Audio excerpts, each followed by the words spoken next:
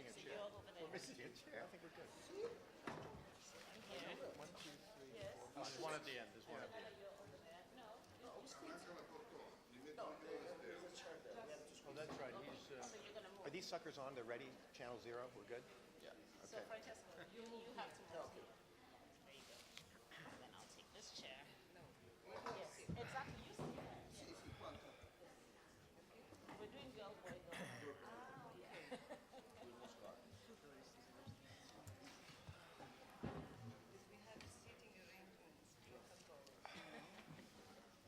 You missed that bit.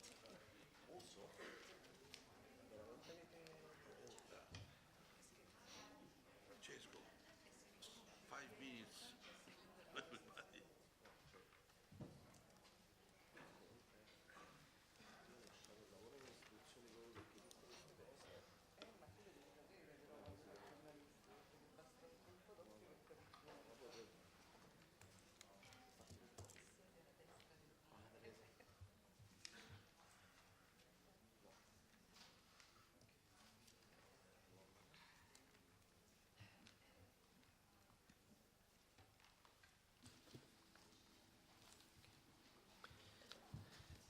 Salve, prima di tutto grazie per essere qui stamattina. Sappiamo che è un orario molto presto, di domenica mattina, quindi un ringraziamento veramente speciale per essere qui con noi.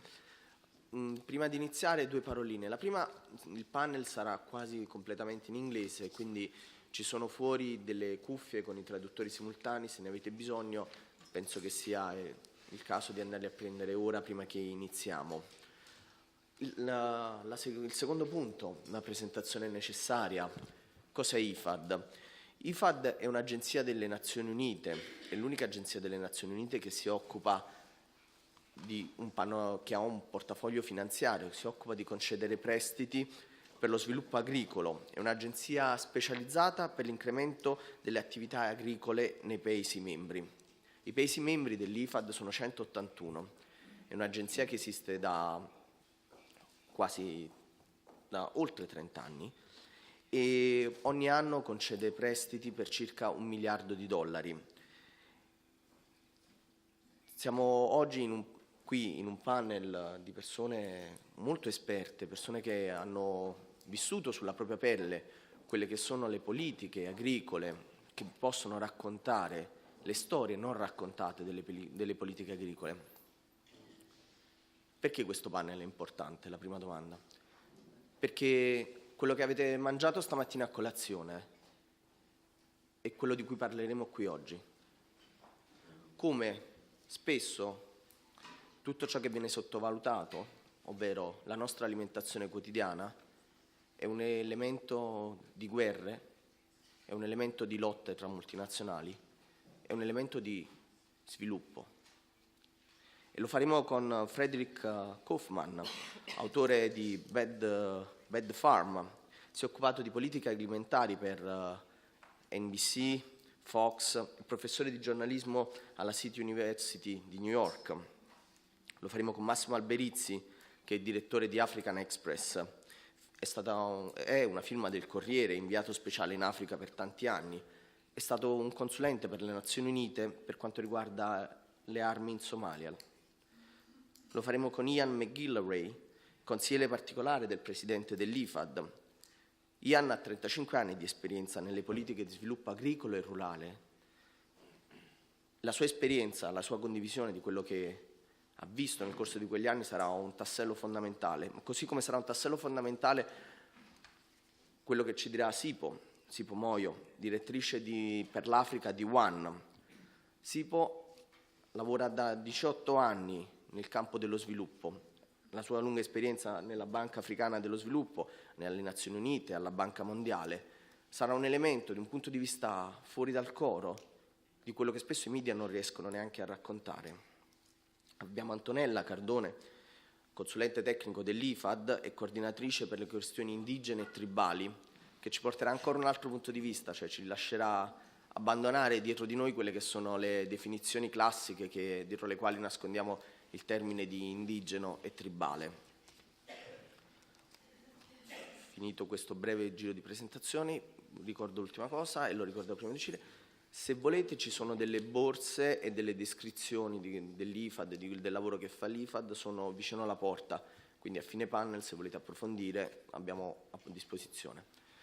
Struttureremo questo panel in questo modo: ci sarà un primo giro di domande con i relatori e ad un certo punto vorrei che foste anche voi ad intervenire, a condividere con noi quelli che sono i vostri dubbi, le vostre sensazioni su quello che avete ascoltato.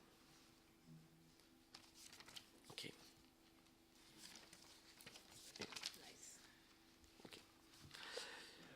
No, I was just wondering.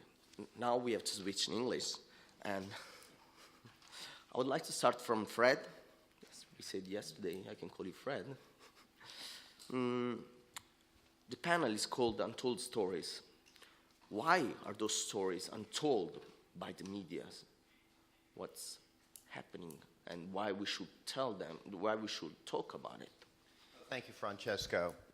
The food story, maybe 20 years ago, when I started writing, was a much simpler and more direct story, and it dealt specifically with what we eat and how we eat it and how we prepare it. But since then, with the advent of the notion of food politics, it's become a much more complicated story, and particularly with the notion of climate change coming into the mix, what we're seeing is the idea of global scarcity coming back the way it first occurred in the late 1960s. And so when there is scarcity, all of a sudden food becomes a different story. And part of the story that I've been covering is the money story. Because when something is scarce, then all of a sudden it can cost more, and all of a sudden all sorts of people who are not necessarily interested in food become interested, and I mean like Wall Street bankers, large multinational investors. So a typical example of the untold story of food then would be last year when I was traveled to Ethiopia, to the conflict zone near Gambela in South Sudan, to follow the land investment of an Arab sheikh named Mohammed al-Amaoudai, who's one of the richest men on earth, who is involved in a land grab right now in southern western Ethiopia. Because the food story and the energy story and the money story and the water story have all become one story. And so this gentleman is in the process of taking hundreds of thousands of hectares of land in a country where there are millions of hungry people and using that land to farm and to send that water from the Nile Basin encapsulated in grains of rice to feed his compatriots in Saudi Arabia. So all of a sudden the food story becomes a political story, it becomes a money story, it becomes a story of indigenous populations who have been marginalized in Gambela. It becomes a story of a climate change. It becomes a story of internal and external foreign affairs and foreign exchange. And so I guess that's what we're getting at here, Francesco, that the food story as we progress in these times has become a much more complicated, in-depth, and really one of the extraordinary stories of our time. Thanks, Fred. Ian, one of the things that we discussed yesterday is that often we use the word out of sight, out of mind. This framework leads Western countries sometimes to do not consider what's happening in rural areas and do not consider all the problem of small farmers in rural areas. Would you talk a little bit about this and what we could do? Sure. This is on for the translators anyway.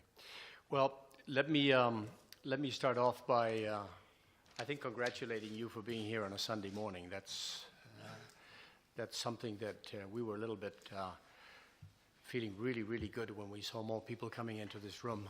We were worried that maybe there'd only be 2 or 3 of you. So first, let me applaud you for being here, but let me also get you to reflect a little bit what it was like for you this morning. Some of you probably missed breakfast. Breakfast is obviously something that came from habit, part of our culture, but also because we were hungry. And probably many of you didn't really think about where that food came from. You didn't have to worry about whether or not you were going to be able to eat. And I'm doing this only mainly for you to relate to food from the perspective of this being something that we, luckily, who are here, don't really have to worry too much about that. I'm sure that many of you have friends and colleagues who don't have jobs and worry about how to get food on the table and how to make sure that we can meet our daily needs. But the fact that you are here today means that something very important happened to you as you were growing up, meaning that you had good brain development, you were able to, like all of us, think and reason and go to school and learn. There are many who are not so lucky. And the sad thing is, I guess those of us who are parents, especially mothers, know that mothers, when one suddenly becomes pregnant, planned or not, it's important from that moment on, before giving birth, that one has all of the nutrients you need, not only for the mother, but for the child. The point I'm trying to make here is that food has to be there for the mother, for the father, for the children. But it's fundamental, especially for the newborn child. And there is a window, and it's a magic window, because if you add up the days of the 9 months of pregnancy, more or less, and then the 2 years following birth, that makes about 1,000 days. If during those 1,000 days, the children don't get enough micronutrients, they don't get enough vitamins and minerals, enough carbohydrates and proteins coming through, if you like, the umbilical cord while the baby is pregnant, or later on following breastfeeding up until the 2 years, that child will have learning disabilities, that child will have problems of thinking and educating and to be educated. So beyond this being a human problem of, at this moment, we have 160 million children in the world who are at this stage, we call it stunting. It's a characteristic of a child being too short for its age. And there are many ways that one can try to see what the magnitude of the problem is. But beyond you here saying, well, why is this important to me? Well, the unfortunate circumstance is that most of these children and most of the hundreds of millions of people who do worry about where their next meal is going to come from, they live in faraway places. And as they live in faraway places, we say, well, why is that relevant to me? It's not nearby. So you can care about them if we have a human feeling. But there's another important reason why they're important.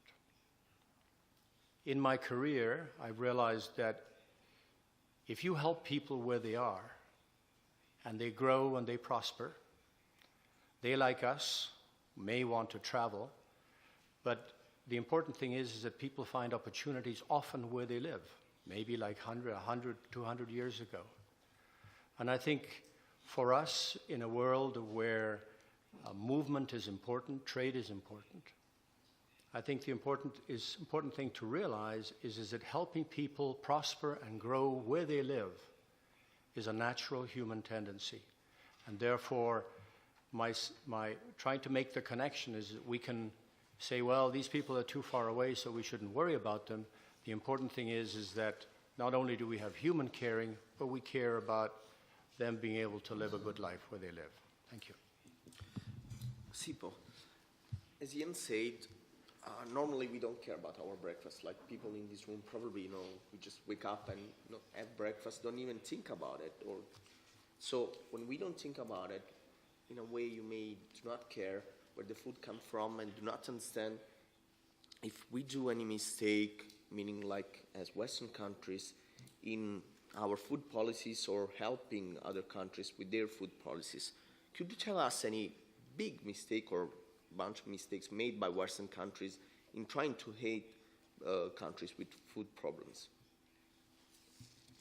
Thank you, Francesco. Good morning, everyone. So I'm here to bring you the stories, the untold stories of those faraway people that Ian just talked about. Mike. Okay, is it better? Thank you. All right, good morning, everyone. I'm here to bring you the stories of those faraway people that Ian just mentioned about. And one of those faraway places is Africa, and that's where I come from. And because today we're talking about the politics of food, it is actually a political issue. And we all know what happens in politics. You have lobby groups, and you have bigger groups that are not lobby groups. And one of those groups that I want to talk about is the smallholder farmers, who are actually 70% of the African population, and yet because they are so dispersed and not organized into a lobby group, they tend to lose out on the politics of food, or the politics of food security, because they're not able to speak for themselves or to defend themselves. And that's what an organization like mine, called One, does. We're an advocacy organization, and we're speaking for the smallholder farmers in Africa. Because for a long time, as Francesco said, the voice of the smallholder farmers has not been heard. The importance of investing in agriculture has been neglected. So in a sense, if you look at all sort of the different areas of human endeavor, in terms of social policy or social services, agriculture has almost been the stepchild. There's a lot of money, well, maybe not enough, but health gets its fair share sometimes, education does. But agriculture has really suffered because you have this group of people who are almost voiceless. As I said, they constitute 70% of the population of Africa. They produce 80% of the food that we eat, and yet they can barely sustain themselves. And the reason for that is that they're getting bad prices. They're getting very poor prices because you have middlemen who come and rip them off, and it's the middlemen who are getting rich. So someone is getting rich from agriculture in Africa, but it's not the farmers, it's not the people who produce the food.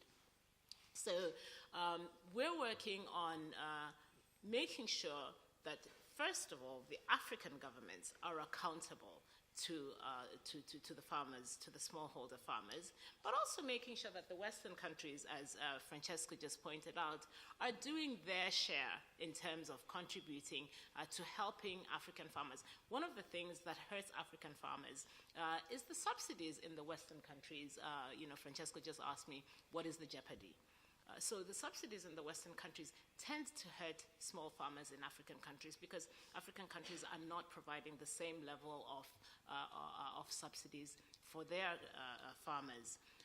So what we're asking at this point is for African governments to put more money into agriculture so as to help the small farmers have better access to services. So that means investing in research and development so that farmers have access to extension services, ensuring that there is security of tenure on the land and people have title and rights to their land, because when they have that, they feel more confident to invest and grow food on their land. They also can use that land tenure or that documentation, the legal right to the land, to access credit. And if they can access credit, they can grow their business. So we think that's also important. We also want to make sure that the governments are investing in the training of small farmers so that they can do better, bring the new technology to them, bring the better methods of farming and so on to the smallholder farmers. So there's a number of things, there's a number of reasons why it's important. Another thing is to eliminate the gender gap in agriculture, because what we find is that acre for acre, women are producing much less than their male counterparts, and yet women are 50% of the farmers. And why is this? That's because maybe the extension services, the extension workers come at exactly the time when the women are trying to prepare food for their families, look after their babies, and so on. So the timing of the service provision is sometimes probably not convenient. So those are the things that need to be looked into. It's also possible that they're not, producing as much. Maybe they don't get as much fertilizer. There's a lot of, different issues there that need to be part of the smart policy interventions that we're looking for from government. So we're saying, put the money on the table, increase the investment in agriculture, but also underpin it with smart policies like targeting, the gender gap, targeting the smallholder farmers. Something you don't know about Africa is that it's a very young continent. 70% of Africans are under the age of 35. And the question you have to ask yourself is, where are the jobs going to come from? Even more dismal is the fact that 10 million young Africans join the labor market every single year, and not nearly enough jobs are being created. So there's a lot in, to talk about in the food politics, and perhaps Francesca wants me to stop now and continue later when questions come. But someone talked about, your breakfast this morning. Did you think about where it was coming from? You probably know that in Africa, a lot of people are dying from HIV and AIDS. You probably know that a lot of people are dying from malaria. But what you don't know is that, almost 50% of the child mortality, the children that die before the age of 5 in Africa, half of them are actually dying from hunger. I mean, really, half of them are dying from hunger. And this is in a continent where, basically the weather is good, the majority of people are farmers, but children are still dying of hunger. And those that don't die from hunger, the majority of them actually suffer from the thing that Ian just talked about, which is stunting. Because of poor nutrition, their development is curtailed or arrested. Their learning capability is affected, and ultimately their earning potential it impacts their whole lives, essentially. It impacts their life expectancy, their earning capacity, and a number of things. So maybe I'll stop there, and then we can talk a little bit more again when it's question time. Is that okay? Perfect. As Sipo said, Massimo, she brought in an interesting subject that is government, this politics. You've been for so many years in Africa now, and I think one of the interesting things that you could tell us is how the dark side of the moon, how corruption, how bribes got into the food policies, and what's the big trouble that you saw when you were there? Yes.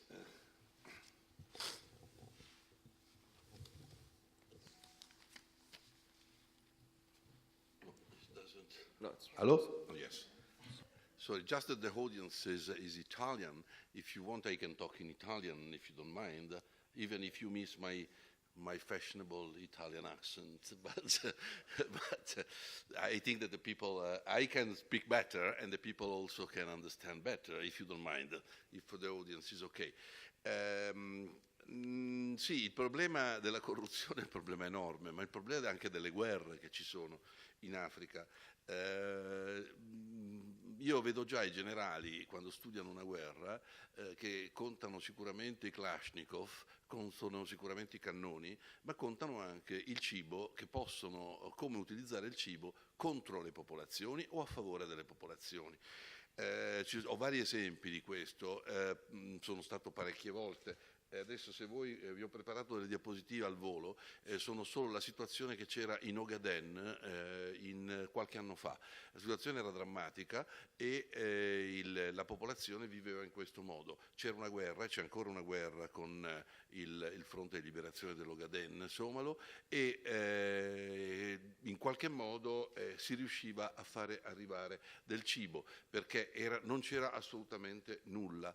Non c'era niente, questo era il porto di Assab da cui partiva il cibo ed era totalmente vuoto anche a causa della guerra che c'era tra Etiopia Etiopia ed Eritrea. Il cibo viene portato attraverso Djibouti, ecco qui, viene portato attraverso Djibouti e viene mandato in Ogaden. Ecco, questo cibo non si è potuto distribuire. Perché? Perché il governo impediva di distribuirlo nelle zone controllate dai guerriglieri. I guerriglieri non volevano che il cibo entrasse nelle loro zone perché così tenevano sotto giogo e sotto controllo le popolazioni locali, quindi le costringevano comunque in qualche modo a favorire e a parteggiare per il fronte di liberazione, e quindi la situazione diventava sempre, ogni giorno più drammatica, e il cibo c'era ma non si poteva distribuire. Altro caso attualissimo invece è in Sud Sudan, che citava prima Fred.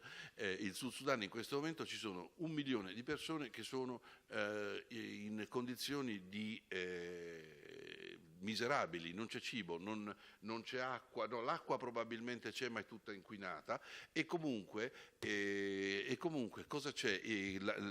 Siccome è una guerra che comunque è diventata etnica, io non credo alle guerre etniche, ma dovrei aprire una parentesi e poi Francesco mi bacchetta, e comunque vengono utilizzate le tribù, una tribù contro l'altra. Il governo che diciamo favorisce una delle tribù impedisce che nei campi profughi, nelle sue zone controllati dalle Nazioni Unite, e quindi perché sono sotto protezione delle Nazioni Unite, venga distribuito il cibo alla gente che c'è dentro, che è dell'altro gruppo.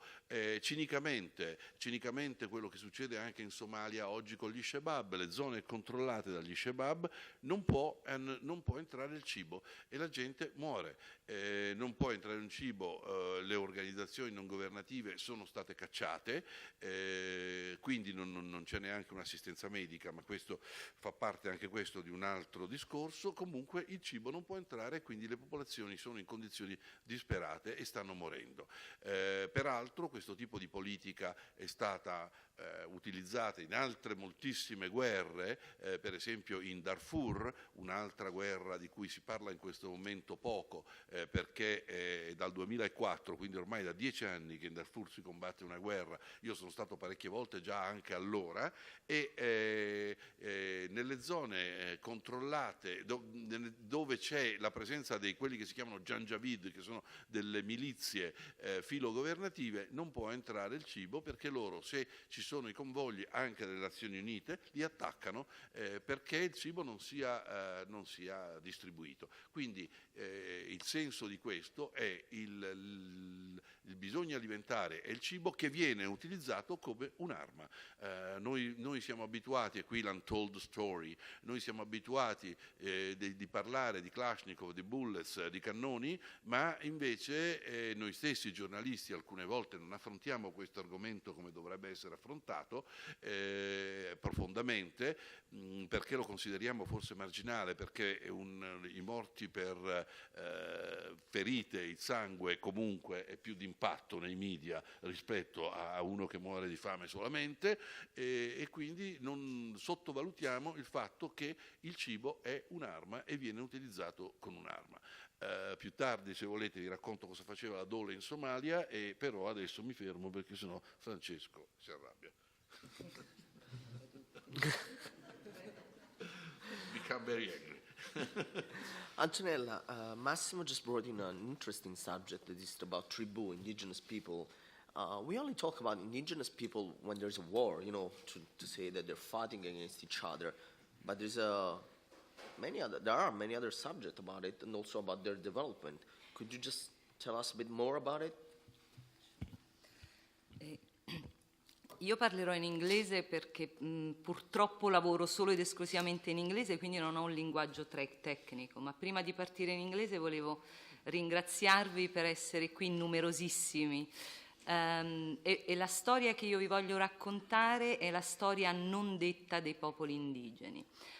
So I will continue now in English to tell you...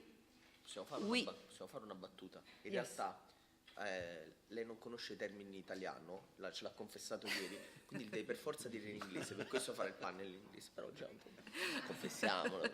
Sì, non è per snobismo, ma è veramente, devo tradurre, quindi faccio un mix di inglese e italiano che insomma non onora nessuna delle due lingue. Che è un onore alla tua esperienza, però diciamo.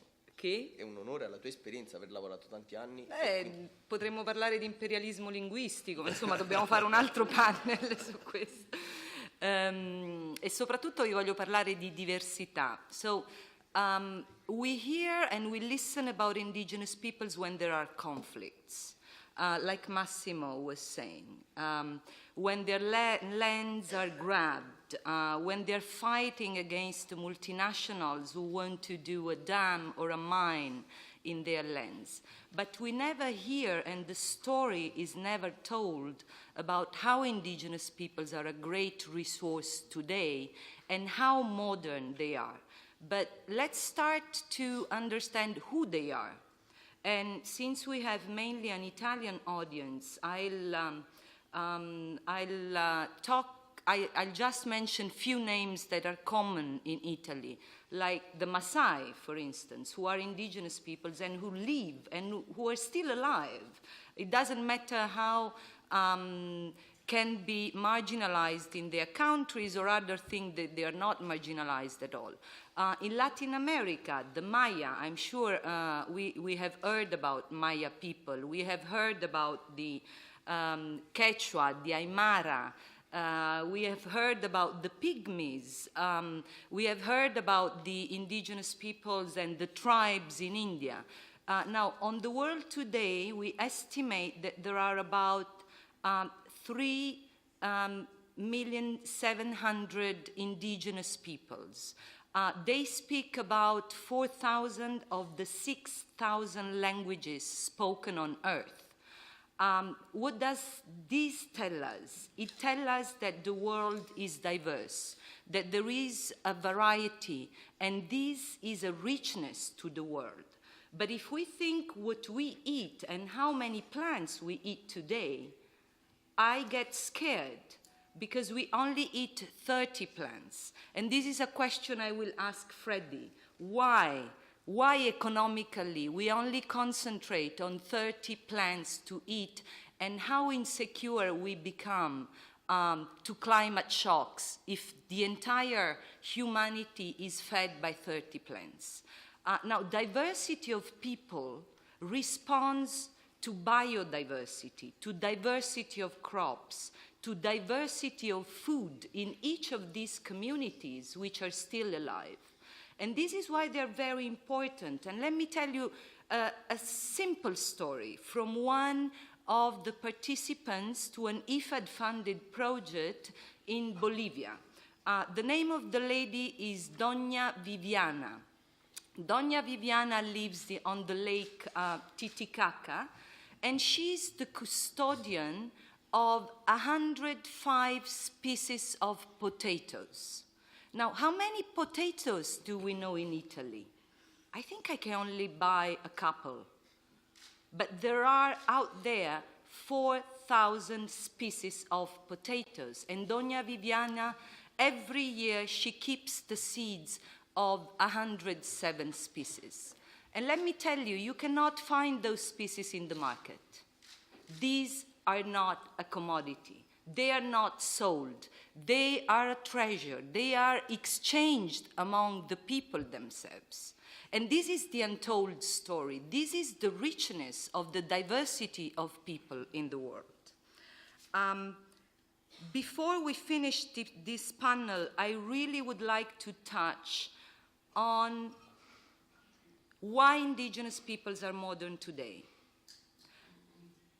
Because their approach to life, their approach to food is holistic. I hope it's not a too technical term. Where are my colleagues here? But it means that when we talk about food, it's not only food. It's environment, it's culture, it's spirituality, it's economy. And this is all together. It's not the simple package we buy in the supermarket. But it's the sacred of food. And we can speak about indigenous peoples and we can understand only if we understand that for them, Earth is Mother Earth, is Pachamama, is Madre Terra. So it's our relative, is the mother that nourishes us and which we need to nourish, to give it back. But this is not what's behind the food and the industrial food production and the food seen as a commodity today. There is a fantastic lady she's a Native American, Winona LeDuc. You can Google her TED's talk in 2011. And I was struck by Winona's talk when she said that they have fought against multinationals because multinationals were trying to patent their wild rice. And their argument was, you cannot patent our relative. The wild rice is our brother. We have brother with wings, we have brother with roots. We are brothers, our mother is the earth. You cannot patent our relative. And most of these cases have been won. The Maori people in Australia have done the same. They have sued multinational because the multinational had patented their rice, which was called Peru Peru, and they won the cases. And actually, this was fantastic because this rice was coming from the Peru. So they then joined together with indigenous peoples in Peru, and the Peruvian people were thanking them for having saved their sacred food. I think I may stop here, but we'll continue later to tell the story of indigenous peoples and their foods. Thank you. Can I respond to what? I just want to respond to what Antonella was saying about the maybe only one or two potatoes out there when in fact there are so many species of potatoes. And clearly the issue has to do with biodiversity versus monoculture. But I think one of the most important untold stories of food is the fact that what we are eating is, for the most part, unbeknownst to most people, intellectual property. In other words, the food that we're eating is to a great extent patented property of large multinational companies. That's just the simple truth. The potatoes, the apples, across the board.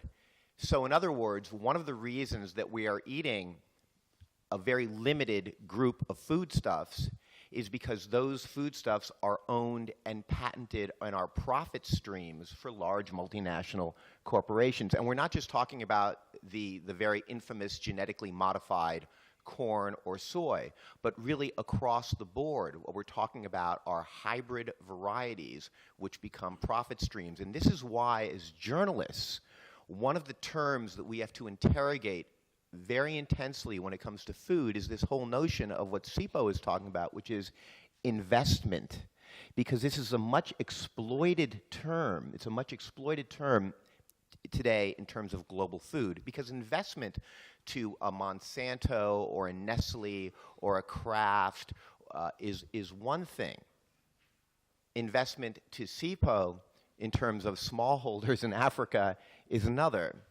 Investment in global commodities means another thing to large multinational banks like Goldman Sachs or Deutsche Bank or Barclays, who have gone long in commodities and have raised the price of global food. Investment in food and the price rising means another thing to the CIA and to other groups that are interested in regime change and driving regime change through food inflation. And so what we have here is we have a whole scheme of investment being turned and twisted depending on who you're talking to, so that as the food price rises, well, that's a good idea to invest in land in Iowa, when in fact maybe what we're doing is we're not planting food there anyway. We're just waiting for that price of that very rich farmland to rise. And so as journalists, we have to be very focused on these terms and really understand what lies behind when Goldman says we're investing in food, what Mohammed Al-Amoudi says we're investing in food, or when Sipo says we need to invest in food. Great. Can I take it from there, please? Thank you. So, indeed, let me talk a little bit about, when I talk about investing in smallholder farmers, we're currently running a campaign at One, and it's called do agree it pays, and I'd love you to go and sign that petition actually, and help us to put the pressure on the African governments.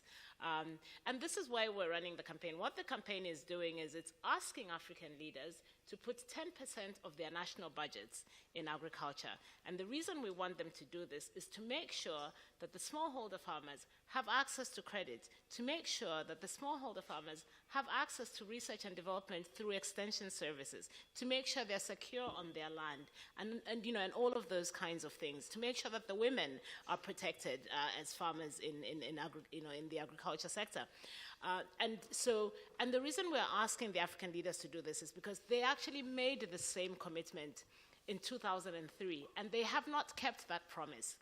And now, with the advent of social media and new technology and all of that, we really are raising the awareness so that people know what their governments have promised and can hold them to account on those promises. And it's important for government to be able to do that, to put that investment on the table, because it is that kind of investment that will not only leave smallholders better off, but it will also create jobs for those 10 million young people I talked about.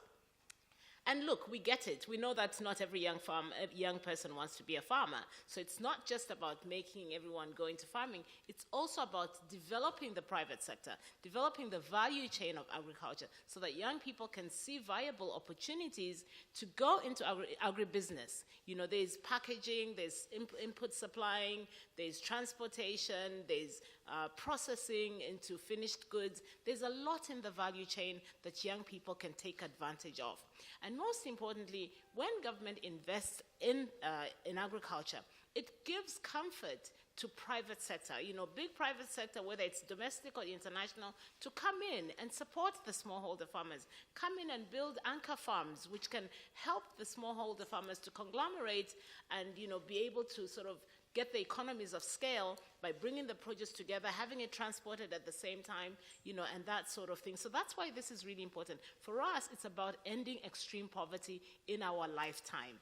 And that's why we're really focusing on this. And of course, we're trying to reach at least 10 million people through this campaign, get at least 1 million signatures, so that when the African leaders go to meet in June, at the end of June, they have a summit twice a year, one in January and one in June, at the African Union, which is the equivalent of the European Union. So that when they meet in June, the pressure will be on for them to put some skin in the game and help the smallholder farmers. And guess what?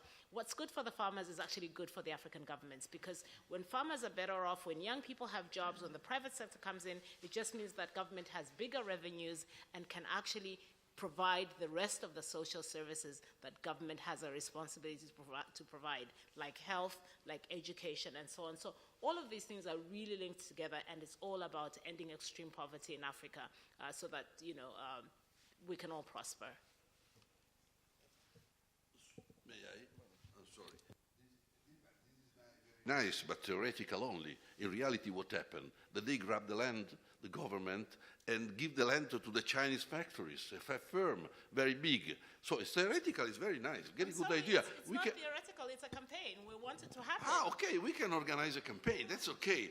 But of course, it's the contrary what happened. In Uganda, there are the grab of the land, and they will give the land to the Chinese, to the big company, the big multinational. Congo, the government of Congo doesn't control the country. So how they can put in practice any politics of agriculture? That is a real problem. I'm sorry. We can campaign together. I don't want you guys to go away thinking that Africa is the wild, wild west. There are a few bad leaders, but the whole continent is not like that. No, and that's yes. but you So live in a nice country. I want you guys live in Europe. South Africa is Europe. It's not, not Africa. I've lived in North Africa, East Africa, West Africa, and Southern Africa, and I do not want this group of young people to go away thinking that Africa is doomed and there is no hope. That's why we're pushing for. That's why we're pushing for democracy. That's why we're pushing for transparency of land deals. The governance of land is very important to this campaign, and it's really about making sure that the citizens know the kind of contracts that their governments are signing, and that's why the people in Gambela in Ethiopia are fighting the multinationals. So we want to make sure that this wild, wild west thing stops. But it's the reality, my dear. It's the reality. This. That's why we So you cannot, you have not to miss the reality. This is the reality. We can fight against the reality. Sure. The corruption is not corruption in Africa. Tell me. There's corruption in Italy. There's Of corruption course. everywhere. Yes, but not at a low level. When you arrive at the airport in Malpensa, they give out the passport and they ask for money to get back the passport, give back the passport to you. Let's go back to the Let's- food and no, not the no. passports. Yeah, I would like to stop you also because Antonella would like to add something more. And But I you know that completely- I love. No, I know that you're just like trying to animate a little bit the debate. Exactly. So, and this was interesting, by the way, also having different point of views and also sharing and telling the guys that are here that, as I completely agree with you, Africa is not the World Wide West. And Thank you. Just to, not to add fire, but to put, I think that Africa is so interesting to the world at the moment that everybody is trying to go to Africa and use the resources that are there. On the other side, Africans are trying to find their own solutions without having a new colonization which is most played on food and land. But aside from this, the issue I wanted to touch upon is that Sipo mentioned poverty and Massimo mentioned land grabbing. Now, these are two important issues for indigenous peoples in the world. I told you before that indigenous peoples number about 5% of the world population. But then when we come to the statistics on poverty, they reach 15%. And this is why they are important to IFAD, not simply because they are indigenous, but because often they are the poorest in the countries they live. But on the other side, they are the richest. Why? Because if you take the world map and you overlap the map of biodiversity and where it is richest, this is where indigenous peoples live. But it's not by chance. They have been maintaining that for thousands of years, for millennia. But what is happening now? It's the land grabbing. Because that rich, the Amazon, is so rich of natural resources, of minerals, that this is the new frontier that we need to go and get the resources from. And what do? We simply displace indigenous peoples, and this is their fight that they're conducting at the moment. Can I respond to Antonella again? yeah. Which is that I think that a lot of the food story that we see in journalism deals with issues of, let's say, local food, local sourcing, artisanal food, green markets, versus global food, food from nowhere, very large supply chains. Okay, so that's a story that we see repeated again and again and again. But what we're seeing here is this whole notion of global food and local food having a whole different set of ramifications. So, for instance, when we're talking about African governance, what is of interest to large political powers in Africa is, of course, the ability to get loans from the International Monetary Fund, from the World Bank. In order to do such a thing, they need to have heavy reserves of foreign or non-African currency in their central banks. And one of the ways in which they're accomplishing this and their own development stories within Africa is through foreign direct investment. And foreign direct investment also often means allowing people from China, people from India, people from all over the world to come in and to develop the land agriculturally. And so it's a very complex system of foreign exchange, loans, agricultural development, which turns into often indigenous peoples getting really the nasty side of the stick, and smallholders being completely marginalized. Yet, how does it read? It reads as though these governments are getting loans and are developing. And so this is what, as journalists, we have to try to penetrate. We have to penetrate through this miasma of investment, food, currency, and international governance, because the stories have become intertwined. Ian, going back to local issues, one of the big problems is also that also Sifo talked about was it's about security of the tenants. You know, everyone, like we've been talking about multinational, global economy, but in everyday life, many people, the tenants that want to be small farmer, have a problem of security. What do you think? What should be the right thing to do? What should be the right policy? Well, I guess like you, I've been listening to this conversation, and I couldn't help thinking, how do we try to organize this? How do we establish some sort of order? And the immediate thing that came to mind is, luckily, as we've moved forward, as the world has moved forward, we have created different ways of trying to organize how we try to address some of these very complex problems. And I am very fortunate at this stage of my life, if you like, having spent many years for the Canadian government and now working for, if you like, the president of IFAD, who is an African leader. He comes from Nigeria. So here we have the wonderful story of about how concerned we can be about a part of the world where most of the 1,000 million people don't know where our breakfast is going to come from, to make a comparison. And we have an African leader who has grown within the international system, is now as the head of one of the most important United Nations organizations that tries to help these kind of problems. So we, in our work, focus on farmers, smallholder farmers, foresters, fishers, indigenous people. And so we were set up about 30 years ago when there was an earlier food crisis in the 1970s. And it was very similar. It was caused by problems on the price of oil, in addition to many of the other problems that caused this last world food crisis that led, in fact, your country to be the host of the G8 in L'Aquila, that pledged a lot of money of support to try to help food security and nutrition. Now, in addressing all of these problems,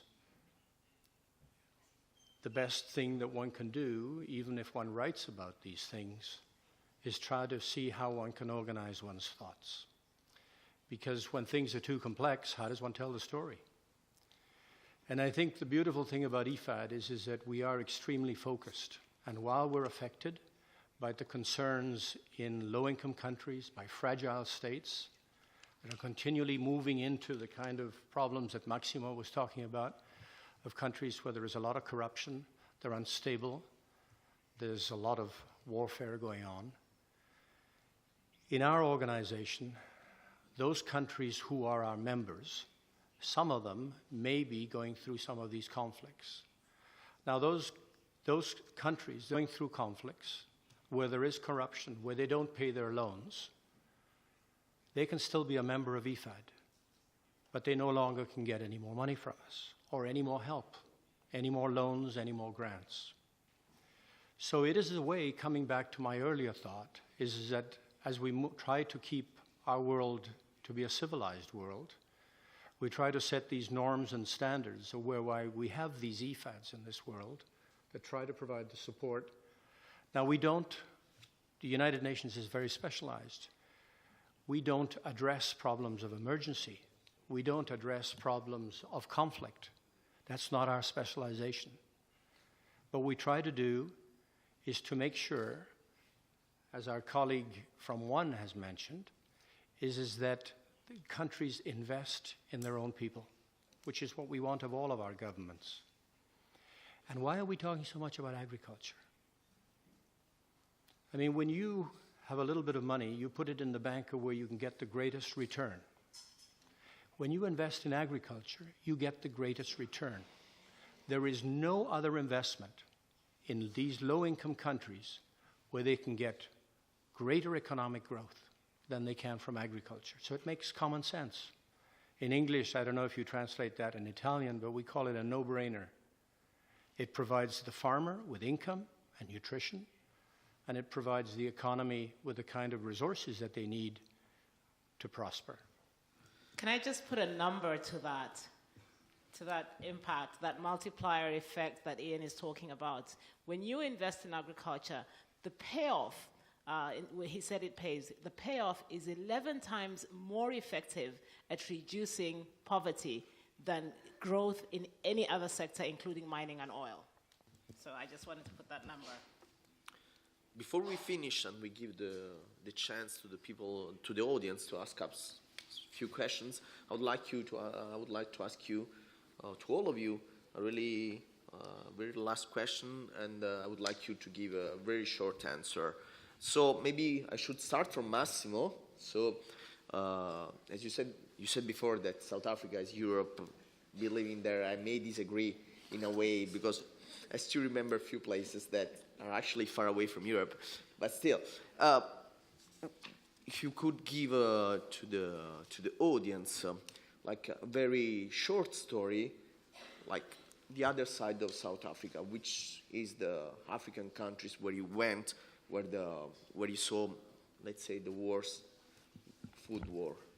I don't want Sipo become very angry with me after that.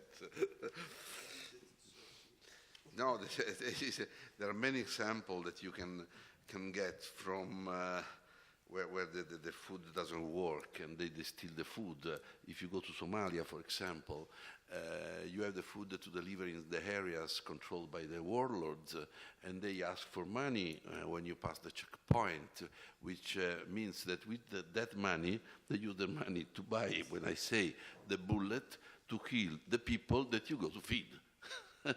So this is terrible.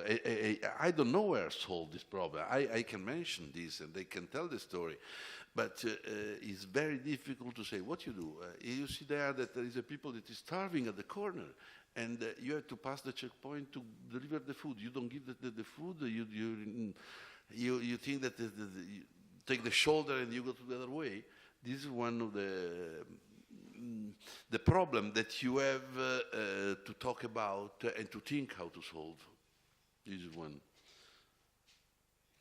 Okay? No, I can, if you want, I can talk about other stories. No, It's fine. The banana war, for example, which is very nice also. No, I would go to Sipo and ask her, like, on short terms, one, what's your aim? What do you want to do on really short term? Maybe like, just give us, for example, 2014, end of 2014, what do you want to achieve? Fantastic. Thank you. So first I want all of you to remember when you leave here what the food politics is about, at least some of the key points. It's about the prices, getting fair prices for smallholder farmers, the land rights, you've already heard about land governance. It's about climate change and resilience. And who are the most disenfranchised on all of these issues? Prices, land rights, climate change.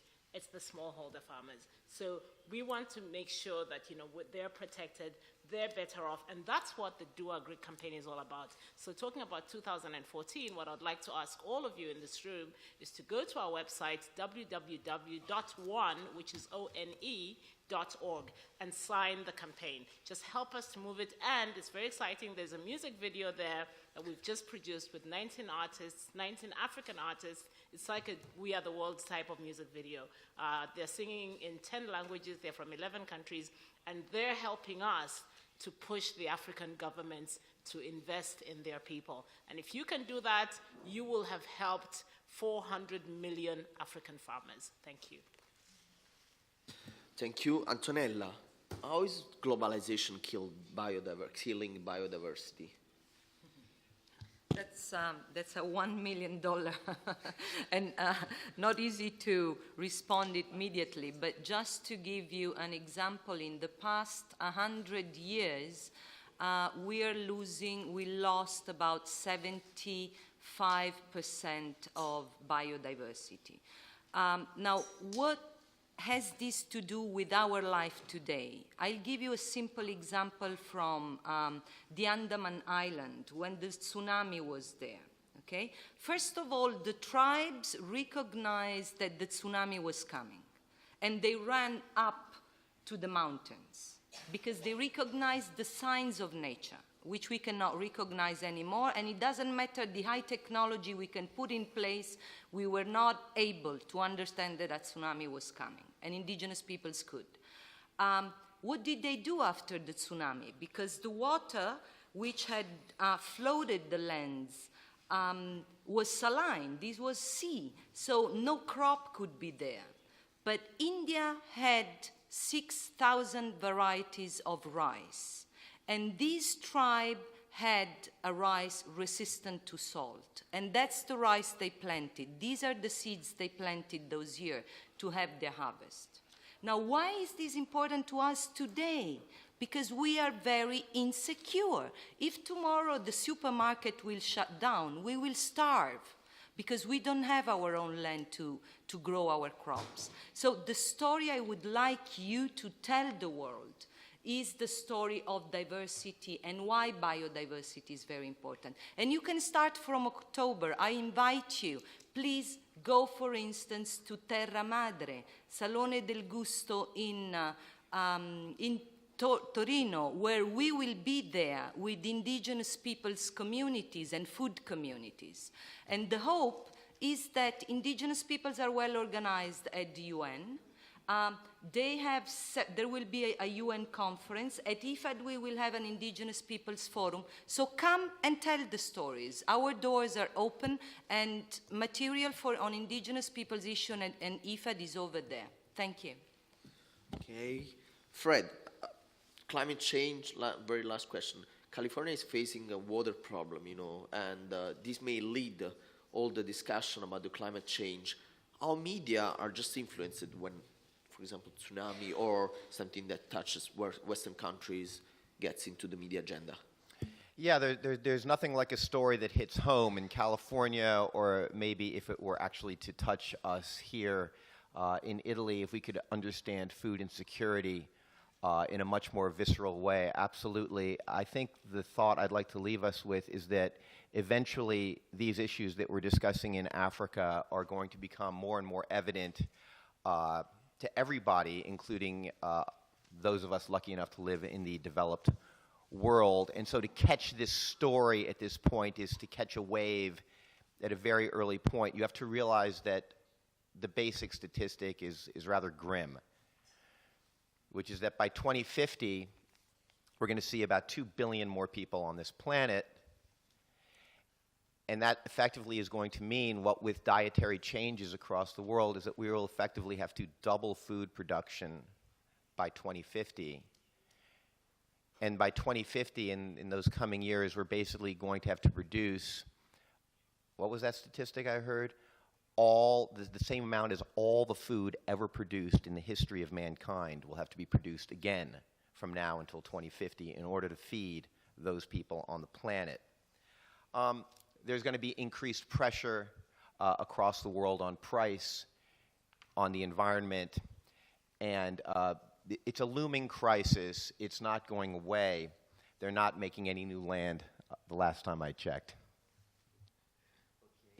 And Ian, just shortly, just give us your dream, or if a dream, what you would like 2020 to be. How would you?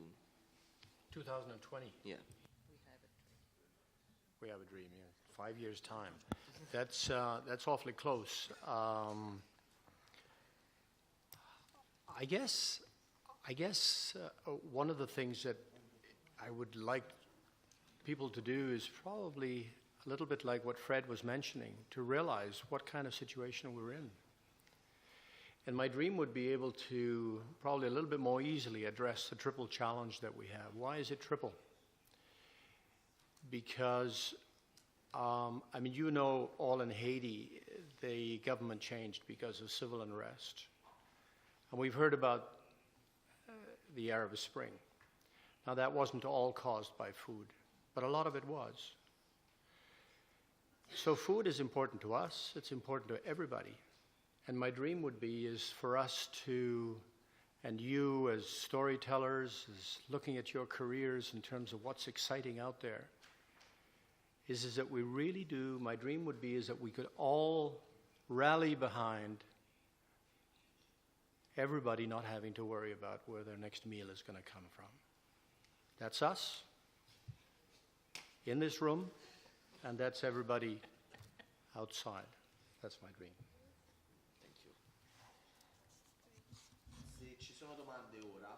Se ci sono domande ora, penso sia il momento per lasciarvi dello spazio. Prego. Buongiorno.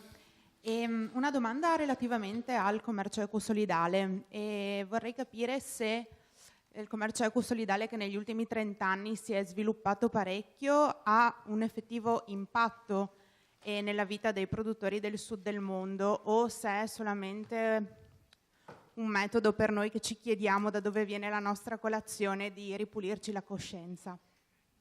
Ok, raccogliamo qualche domanda, la vuoi indirizzare a qualcuno specifico? No, ok, perfetto. Raccogliamo qualche altra domanda? Qui? Prego.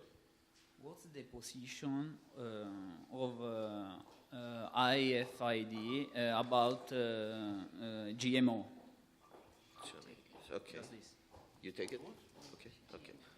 Qui, it's an infant su e questo.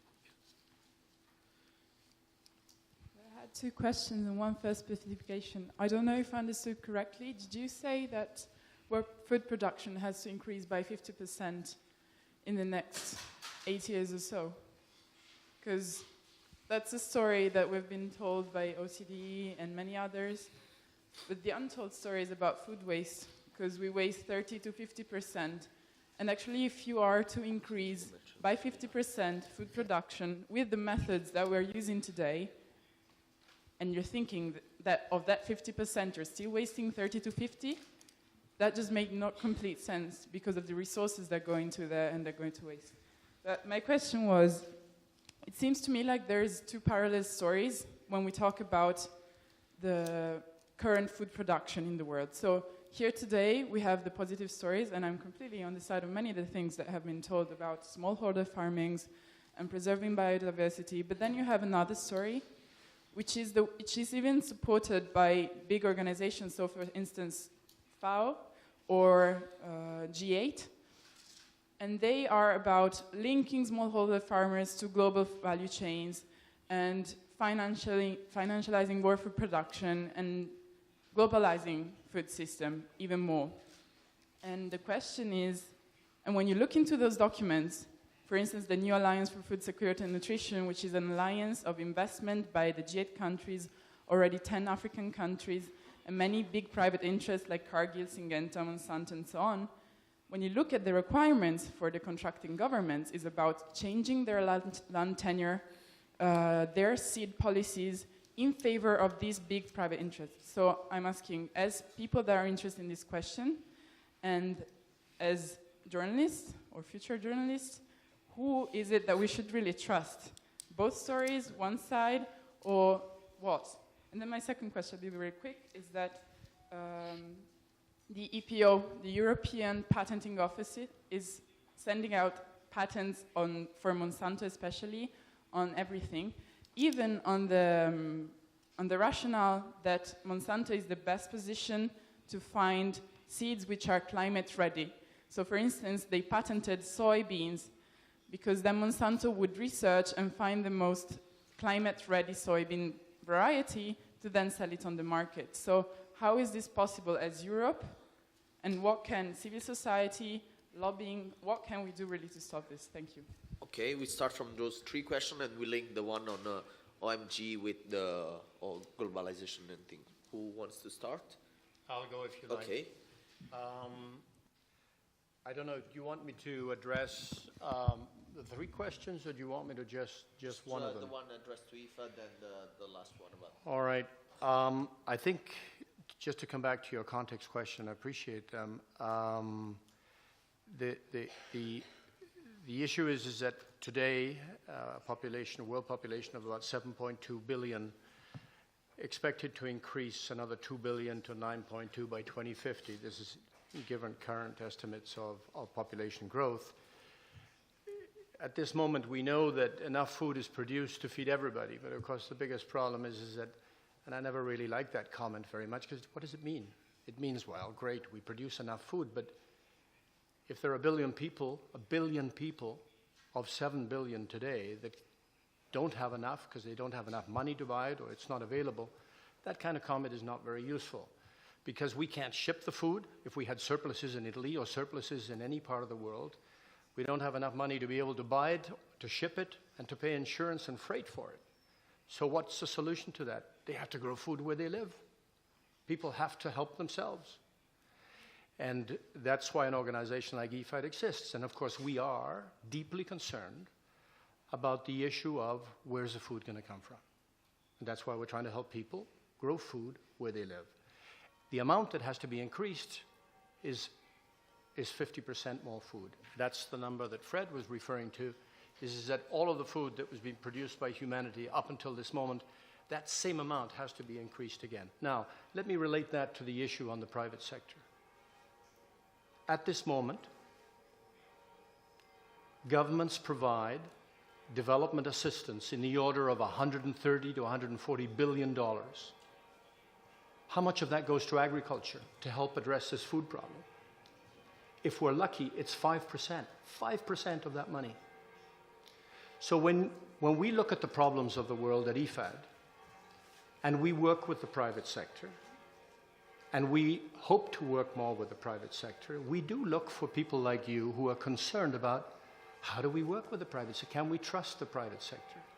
Now, everything that we do today is mostly, with the exception unless we happen to live on welfare, most of what we do today is run by the private sector. The small-scale farmers that we're supporting are private sector. We want them, and this is obviously an issue of trust. And then we think that at IFAD we have developed that trust, or where we can negotiate with the large private sector to ensure that they, the small farmers, can establish a partnership and a relationship. Why? Because, I mean, think about it. If we have to find enough ways that we can increase productivity, increase production to meet that demand, obviously we'll try to deal with the best that we can so that population doesn't grow as fast as it has. But we need to feed people, and people need to feed themselves. So we see partnership with the private sector not as something as the evil empire. We see the importance of us knowing how best we can help governments deal with issues of land grabbing, help governments deal with issues of GMOs so that they have the in-house capacity to make decisions for themselves. It's the same in Italy and in Europe, different to the United States and Canada and other parts of the world. Governments need to have their own regulatory processes to be able to say, do we want GMOs? No, we don't want GMOs. And you have movements that will help those governments make those decisions. Fred, do you want to add something before we go on fair trade? Yeah, I would just want to address the question about patenting food, which is that I think there's a very strong sense, and this is following up what Ian is saying, which is that the private sector needs to be in charge of innovation, and that if there's not a profit stream heading their way, there will be no innovation in food. And this kind of leads to this whole notion, which we're borrowing from the tech sector now, which is that, well, we've got a problem with production is the idea. We need to produce more food. What we need is a food killer app. Like we need a waterless seed. We need some sort of technological fix. And I guess, you know, what Antonella is actually pointing to is the fact that is that a lot of those fixes are already out there if we can just understand and respect biodiversity.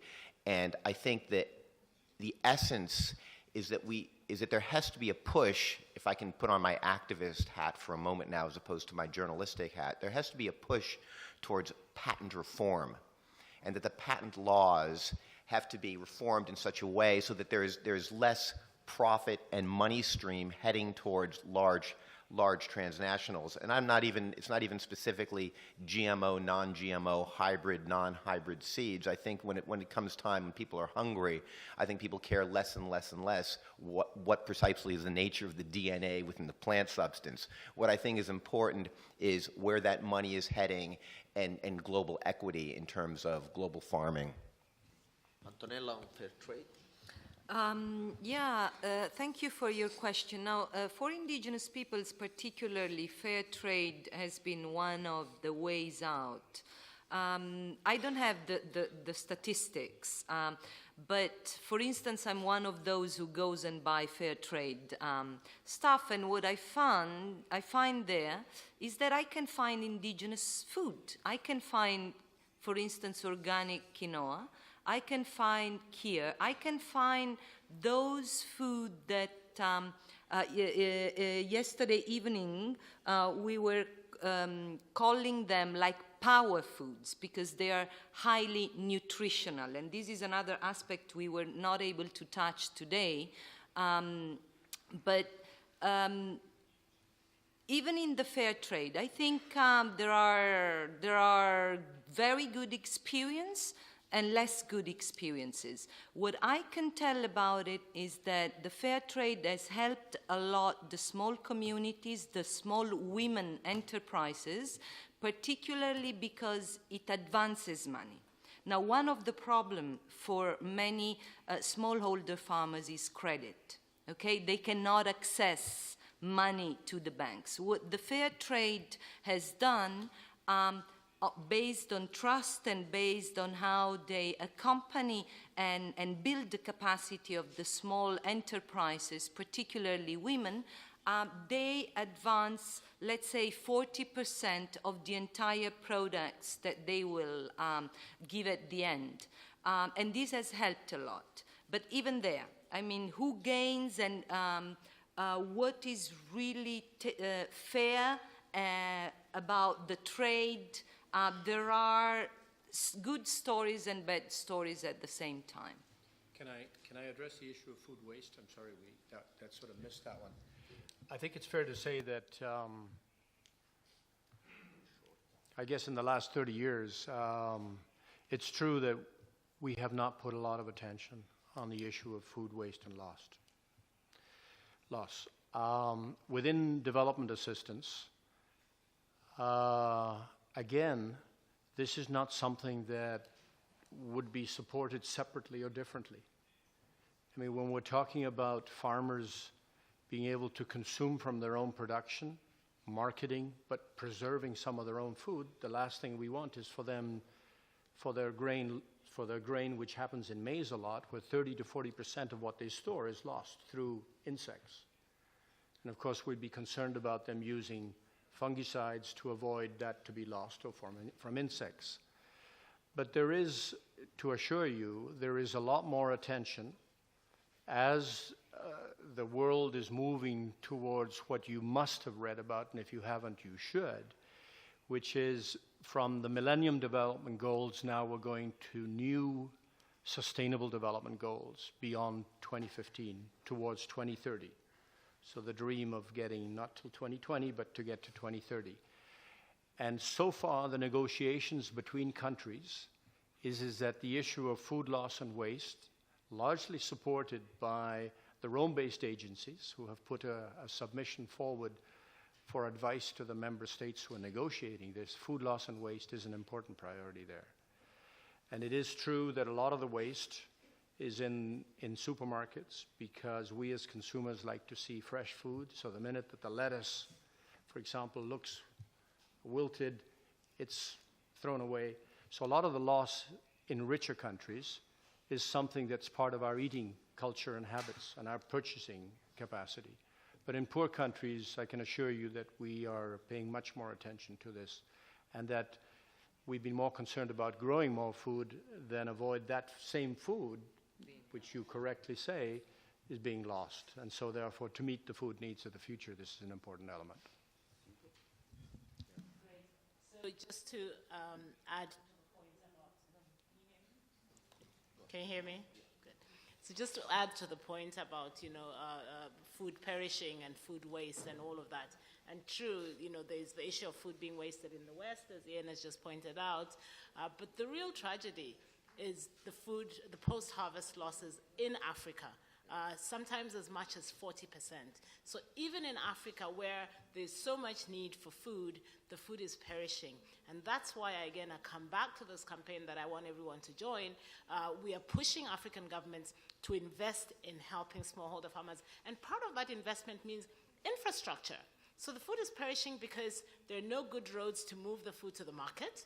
The food is perishing because there is no infrastructure for refrigeration and processing and the whole sort of value chain and agribusiness. So it's a deeper story that needs to be told. So we're not just saying, put money on the table. We're focusing very specifically on smart policy interventions like infrastructure, provide the roads, provide the transportation, provide the market information and the markets, and provide the infrastructure for processing and preventing the losses. Yeah, if I could just storage is important. Just add something very quickly to this story, which is that, one of the great anti-hunger technologies is grain. The idea that wheat or corn will last for years. And so instead of having these very high-tech solutions, to follow what Sipo is saying, if you're able to mill grain into flour and then store it effectively, it will last a hell of a long time. These are very simple technologies that will have tremendous impact.